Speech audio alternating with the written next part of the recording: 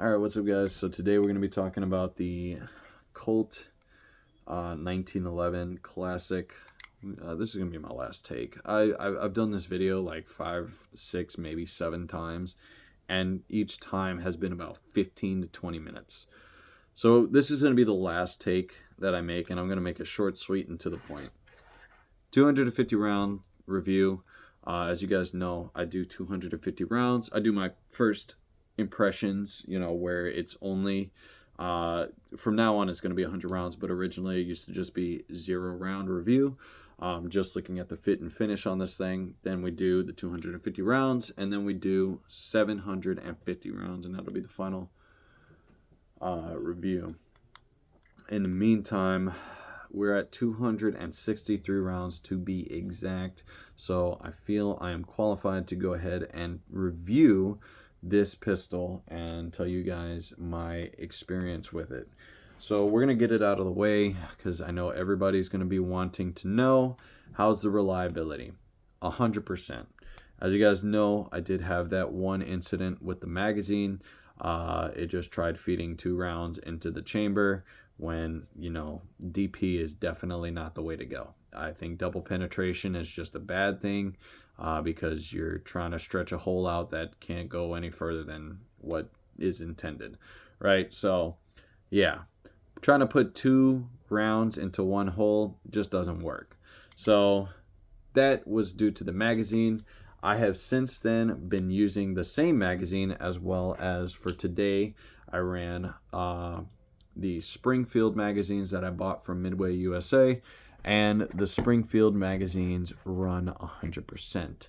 Not only that, I have shot federal ammo, ball ammo out of this, as well as the LAX ammunition, which, let me get the carton or the crate, box, whatever you want to call it. This is LAX ammunition. This is 200 grain ammo, ball ammo.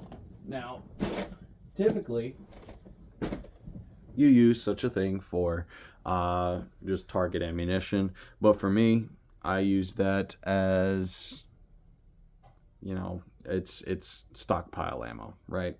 It has ran 100% reliably, no issues there. In terms of how this thing is running, let's dive a little bit deeper, because I feel like, I'm selling you false goods if I just say that it's running 100%, so you should get one. Let's talk about it, because I feel like there's a lot to be desired out of this pistol. If you don't do things the right way, then you could run into problems in the future. For one, I feel like this thing is a little undersprung. Not undersprung enough for this to have malfunctions, but just undersprung enough for it to go ka-chunk every single time. It's like it's slow to chamber. So what's going to happen is I'm going to get a different recoil spring for this thing, and I'm going to go ahead and put that onto here, and hopefully that will mitigate, if not get rid of, that problem. The next thing that I'm going to be doing is getting a smoothed out back strap for this thing, or mainspring housing, just because this one is made of plastic.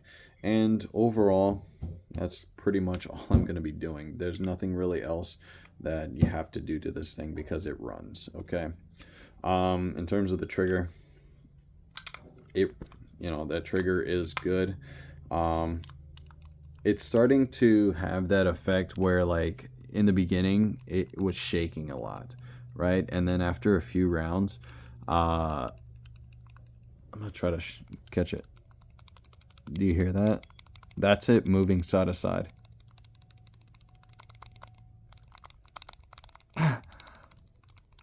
Anyway, that's it moving side to side.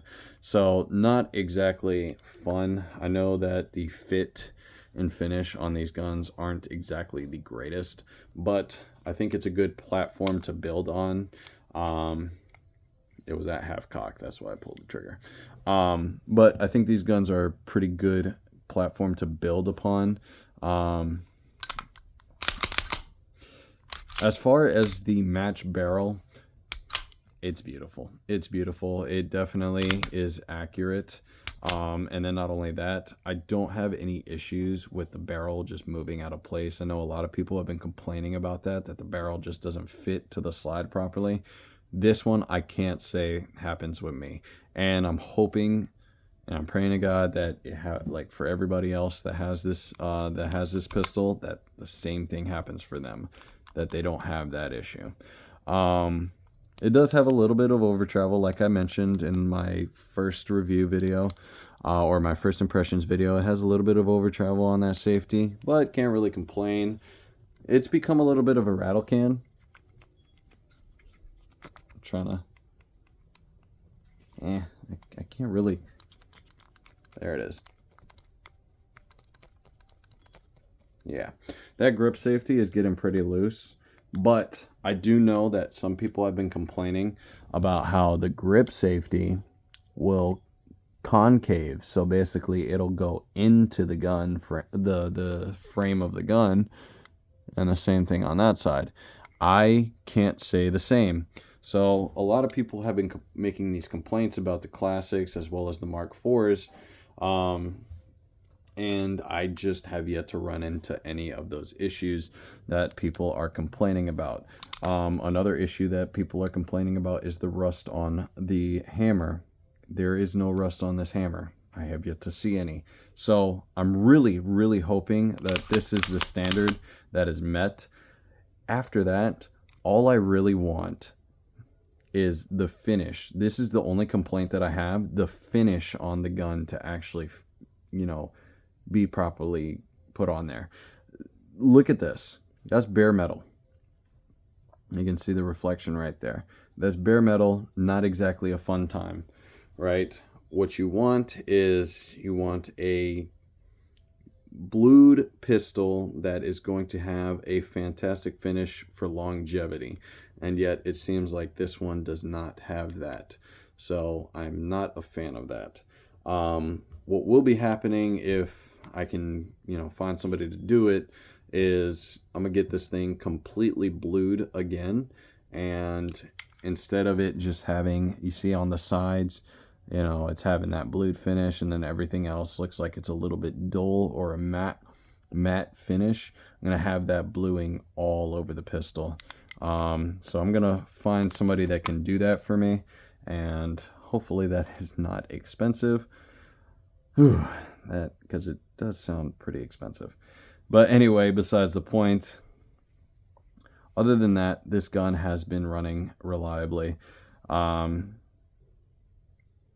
think I mentioned the underspring. It's been doing this ka-chunk sound anytime I try to chamber around. So like the slide will be back. And I go ahead and put the magazine in, and then as soon as I put hit the slide release, it'll go ka-chunk, and it'll chamber the round. It'll go into battery, and of course, and I'll be able to shoot it, but it's just the fact that it's really on the edge of reliability. It's not exactly sprung all that well, so I'm gonna have to get new springs for this thing. Other than that, granted, I don't endorse the new lineups of 1911s. I happen to get the luck of the draw. I've been wanting a Colt since I was about 10 years old. I'm pretty sure I explained that in the previous video. And this further makes me happy with the purchase. So if you want a 1911, if you really, really want a 1911, I would say get it. For the price point, I think sub 1,000 at most. You're getting a production pistol. For that price point, I feel like you can get a cheaper gun with a better finish, and it'll run the same. It's just it won't have that bluing, that signature bluing that Colt has. But it'll still run just fine. But if you really want the Colt emblem, I would say get the Colt, because as long as, and again, this is the luck of the draw here, I happen to get lucky, as long as they do everything properly, for the most part, this thing is definitely worth the price. Especially for me, it's more sentimental than anything. especially since my dad has one, and it was the very first gun that I ever shot. It was a 1991 A1. So I wanted a 1911. And I am absolutely astonished with it. Yeah. As you guys know, I always tell you guys trigger discipline. Okay. And I've been racking this slide the entire time. I haven't put a single magazine, although both of the magazines are loaded. I do not touch those magazines. Always make sure that that thing is empty. Let's not get complacent, guys. Let's make sure you're practicing gun safety. Always keep your finger straight and off that trigger. Make sure you're pointed in a safe direction. And stay safe out there. Hollows over balls, as 2A JKL says. JKL 2A, whatever his name is. And stay safe out there, guys, because, you know, there's a lot of dangerous people, and the world is pretty damn cruel. But God bless y'all. May God bless y'all. And yeah, y'all have a good day. Love y'all. God bless.